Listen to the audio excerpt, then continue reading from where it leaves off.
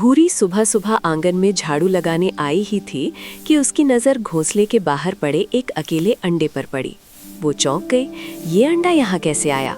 उसने तुरंत अपनी सास विमला और पति बिट्टू को बुलाया। विमला बोली कि शायद किसी ने इसे बोझ समझकर छोड़ दिया होगा और बिट्टू से कहा कि इसे कहीं दूर फेंकाओ। भूरी घबरा गई और बोली, नहीं, इस नन्ही जान को ऐसे ठंड में मरने के लिए मत छोड़िए। शायद ऊपर वाले ने मुझे माँ बनने का मौका दिया है। भूरी की ममता देखकर घर वाले मान गए और भूरी उस अंडे को अपने बच्चे की तरह संभालने लगी।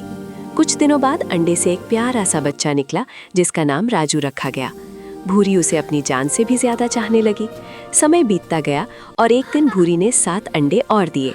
घर खुशियों से भर गया, लेकिन दादी विमला राजू को कभी अपना ना मान सकी। एक दिन भूरी और बिट्टू बाहर गए हुए थे।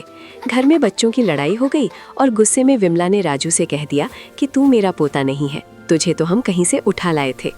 ये सुनकर राजू की दुनिया टूट गई। उसकी आंखों से आंसू बहने लगे और वो भारी मन से घोंसला छोड़कर चला गया।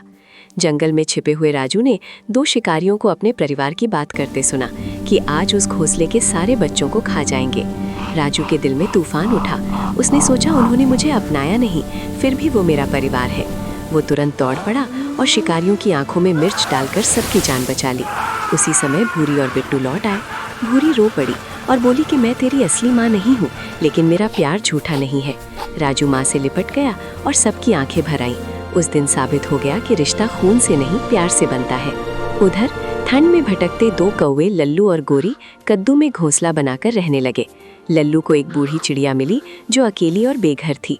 वो उसे अपने घर ले आया, लेकिन असल में उसे नौकरानी बनाना चाहता था। दोनों उससे काम करवाते और चोरी करने के लिए मजबूर करते। जब बूढ़ी माँ ने चोरी करने से मना कर दिया तो उन्होंने उसे धक्के मारकर घर से बाहर निकाल दिया। पास ही रहने वाली चिड़िया मीठी ने ये सब देखा और बूढ़ी माँ को अपने घर ले आई। उसने उसे गर्म चाय दी और ओढ़ने के लिए चादर दी। मीठी बोली, आज से आप मेरी माँ हो। बूढ़ी माँ की आंखों में आंसू आ गए और वो बोली कि आज समझ आया, अच्छे दिल वाले ही असली परिवार होते हैं। इस तरह ममता, दया और सच्चे प्यार ने ये साबित कर दिया कि दुनिया में सबसे मजबूत रिश्ता दिल का होता है। कहानी की सीख ये है कि ममता खून से नहीं, दिल से होती है। सच्चा प्यार कभी भेदभाव नहीं करता।